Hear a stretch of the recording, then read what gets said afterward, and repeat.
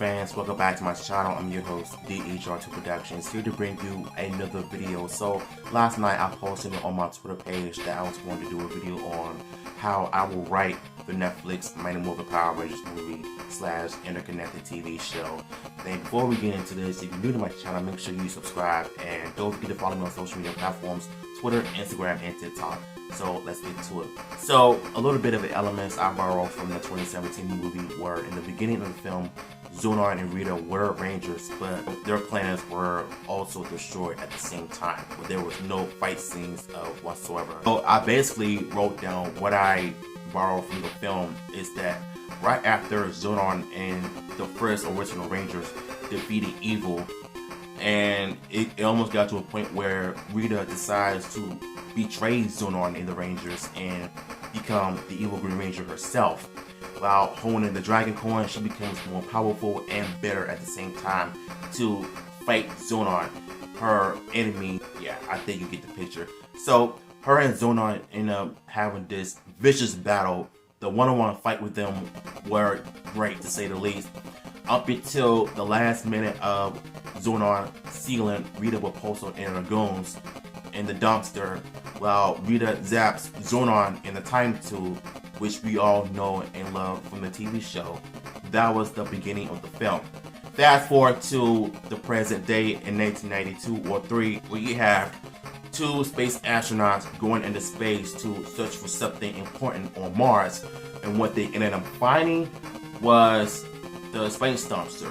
And once they get to it, they accidentally open this dumpster and free Rita and her minions. So after they confronted the two astronauts, Rita and Zonar and them actually assault them and brutally attack them, and they also kidnap them as well. And if you don't know about that part, in the Boom Studios logo of Power Rangers in issue 2, they actually showed the scene where Rita and them actually did kidnap the astronauts. So we never knew what really happened to them since the pilot episode of Mighty Morphin Power Rangers, even the regular Day of the Dumpster episodes when they were nowhere mentioned after one scene. So all the way to Angel Grove, California, where we actually meet our future Rangers. So Jason and Zach were actually best friends at some point, and once they see Billy being bullied and picked on by Vulcan Skull and their goons, they decided to step in and help Billy out, and they ended up becoming friends with them. Most of the Rangers that I've written on were not really friends. Jason and Zach were friends originally when they met since childhood, and Billy was just there in school being picked on. So once they see what was going on with him, they was like, help you out and we're gonna be friends with you because we don't like seeing people being picked on for no reason. So we then cut to a scene when Trini and was talking to her parents about not moving to any town or transfer from different schools. Now, Trini is a new kid that just moved into Angel Grove, California, and she's just transferred from a different school. Mind you, in the comics, they also mentioned that as well.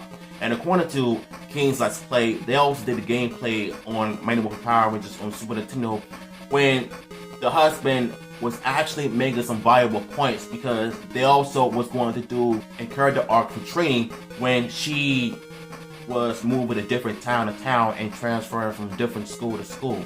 So once she moves to Angel Grove, California, she definitely does not want to transfer and move to another city or state again. She wants to stay in Angel Grove to make friends and wants to stay there for a long time, actually. And then once she goes to Angel Grove High School, she actually befriends with Billy for the most part, because she understands him, and when he starts talking that techno babble, she will always translate to people of what he's actually talking about. Now, this is the beginning of the movie that I have written down of how I would write this Mighty Morphin reboot. Now, we then cut to a scene of Kimberly, on the other hand, when she talks to her mother and father about getting a divorce. Now, if y'all remember in the episode called Return of an Old Friend, when they did this Parents' Day thing at the Angel Grove High School, where Kimberly was talking to Trini about her parents getting divorced, and she was miserable and sad and depressed at the same time because she didn't really have any parents to come to school. So And this, what I wrote, is that her parents are actually getting divorced because they actually had an argument on the phone and she was left angry and just sad and depressed. So Trini ends up overhearing the conversation and decides to go consult Kimberly and be friends with her. And Trini ends up telling Kimberly that, look, I know what you're going through, I understand where you're coming from.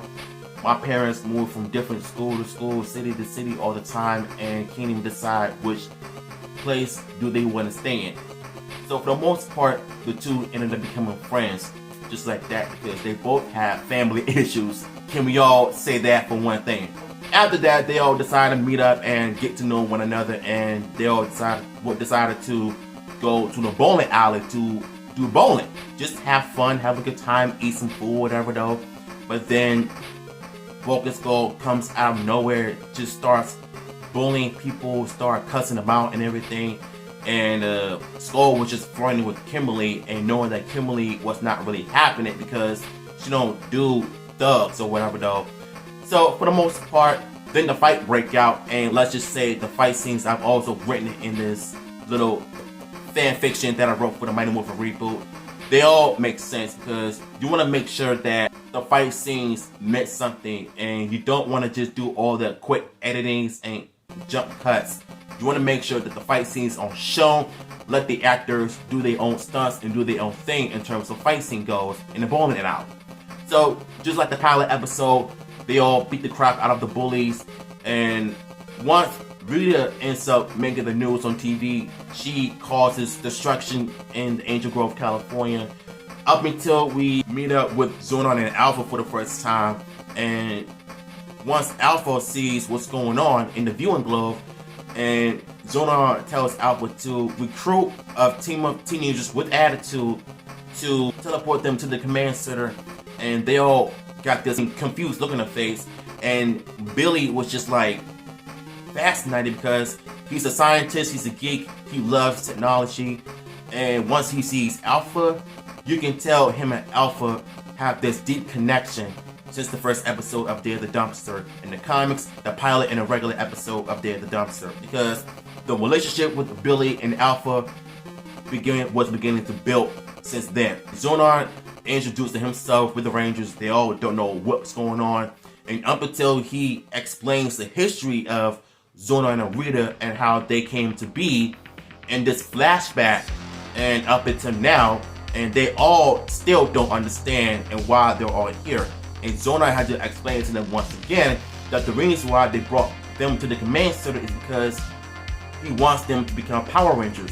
First, he introduced them to the Power Morphers. Then he explains to them how to morph, when what they call on the name of the dinosaurs to become Power Rangers. And he gives each and every one of them their dino powers. Jason the T-Rex, Zack the Mastodon, Billy the Triceratops, Trini the Saber-Tooth Tiger, and Kimberly the Pterodactyl. And once he explains to them about how to form the Megazord, and Zack would just decline his offer already. But Jason was the only one that was really considering taking Zonar's offer, thinking about becoming a Ranger, and Zonar knows how Jason is. And he told Jason that he was a natural born leader because he sees the leadership in Jason. So Jason had to go and try to convince the others to become Rangers. But up until that point, they all denied that they didn't want to take that offer. But Jason was the only one that was considering taking it as well. At that point, we then cut to a scene with Rita in the Moon Palace, or Bandora place, whichever you want to call it. So she sees the Rangers walking and talking. So she summons the putties to go attack the Rangers, and they all have this epic fight scenes that only last for about 2 minutes. And then once they all morph for the first time, they defeat the putties for a few minutes, and then Zonar teleports the Rangers to Angel Grove when Godar is attacking the city and the people on the rooftop. So up until that point, the fight scenes with the putties and Godar for about 5 minutes or so. No, actually 10 minutes. Up until the Rangers meet Godar for the first time and just mops the floor with the Rangers, but Jason was the only one that managed to get a hold of Godar for about 2 minutes. And then once Godar taps out, he runs his way onto the quarry. Rita makes Godar grow. The Rangers summon in their Zords, and they all fight Godar one by one. but Jason's Tyrannosaurus Zord was actually taller than Goddard, was the same size as Goddard, so they all have this one-on-one fight with him until Goddard decides to take it up to notch and just fight back against the Rangers, up until that point when they all put their Dino Crystals in and form the Megazord, and then the fight continues on for about 5 minutes or so. So once that fight was over, the Rangers celebrate their victory. Rita ends up getting pissed off at Goddard for being a punk, you know, from running away from a fight. But Zordon congratulates the Rangers on their first victory, and they all celebrate. Rita shows that a dragon coin she held on her hand for a few seconds, and she also tells the audience, look, if I can't get the job done, I'll find somebody else who will, who is my worthy of time. And then there's another credit when we see this hair in the back, and it's Tommy. Tommy is going to be in the sequel.